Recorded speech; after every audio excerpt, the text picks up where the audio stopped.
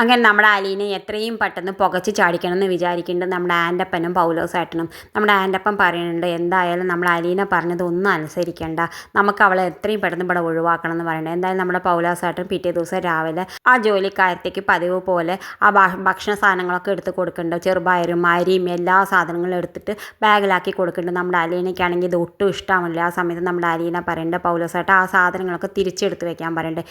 എന്നിട്ട് ഇവിടെ ജോലിക്ക് കയറിയാൽ മതി എന്ന് പറയുന്നുണ്ട്. നമ്മുടെ പൗലോസേട്ടൻ പറഞ്ഞു ഞാൻ അനുസരിക്കില്ല നിന്നെ എന്ന് പറയുന്നുണ്ട്. എന്തായാലും നമ്മുടെ അലീന അത് ചീപ്പിക്കണ്ടേ. എന്നാലും നമ്മുടെ പൗലോസേട്ടനാണെങ്കിൽ ദേഷ്യം വന്നിട്ട് മേലെ പോയിട്ട് സ്റ്റാൻലിയോട് കുറേ പരാതി പറഞ്ഞിട്ട് സ്റ്റാൻലിയെ കൂട്ടിക്കൊണ്ടുവരുന്നുണ്ട്. എന്തായാലും നമ്മുടെ സ്റ്റാൻലി അലീനോട് പറയേണ്ടി ഇനി മേലെ കിച്ചണിൻ്റെ കാര്യത്തിലൊന്നും നീ ഇടപെടണ്ട എന്ന് പറയണ്ട, ഈ ചെറിയ ചെറിയ സാധനങ്ങളൊക്കെ കൊണ്ടുപോകണേനൊന്നും നീ പ്രശ്നം ഉണ്ടാക്കണ്ട എന്ന് പറയണ്ട. ആ സമയത്ത് നമ്മുടെ അലീന സ്റ്റാൻലിയോട് പറയുന്നുണ്ട് ഇങ്ങനെ വിലപിടിപ്പുള്ള സാധനങ്ങൾ മുഴുവനെ എച്ചിലാക്കി കളയുമ്പോൾ ഈ എച്ചിലെങ്കിലും എനിക്ക് കിട്ടിയാൽ മതിയായിരുന്നു എന്ന് ഞാൻ ഒരുപാട് കൂട്ടത്തിൽ കടന്ന് അനുഭവിച്ചിരുന്നു എന്നൊക്കെ പറയുന്നത്. ഇതൊക്കെ കേൾക്കുമ്പോൾ നമ്മുടെ സ്റ്റാൻലിക്കാണെങ്കിൽ വല്ലാതെ വിഷമമുണ്ട് അലീനോട്.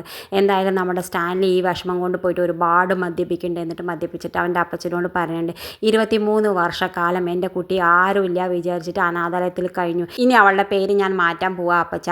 അലീന എന്നല്ല, പ്രിൻസസ്സാണ് അവൾ, കൊട്ടാരം മുറ്റത്തിലെ പ്രിൻസസ്സാണ് അവൾ. ഞാൻ ഈ നാട് മുഴുവൻ ഈ ലോകം മുഴുവനും ചുറ്റിക്കറക്കാൻ കൊണ്ടുപോവാ, എന്നിട്ട് ഞാൻ എല്ലാം കറങ്ങി വന്ന ശേഷം ഞങ്ങൾ അവളെ ഒരു നല്ല പ്രിൻസിന് കല്യാണം കഴിച്ച് കൊടുക്കും എന്നൊക്കെ പറയണത്. എന്തായാലും നമ്മുടെ അപ്പച്ചനാണെങ്കിൽ ഇതൊക്കെ കേൾക്കുമ്പോൾ വലിയ സന്തോഷമാവുന്നുണ്ട്. ഇത് കാണിച്ചും കൊണ്ടാണ് ഇന്നത്തെ പ്രൊമോ അവസാനിക്കേണ്ടത്. ഇതുപോലുള്ള പ്രൊമോ വിശേഷങ്ങൾ നിങ്ങളുടെ മുന്നിൽ എളുപ്പത്തിലെത്താൻ ഈ ചാനൽ ഒന്ന് സബ്സ്ക്രൈബ് ചെയ്യാൻ മറക്കരുത്.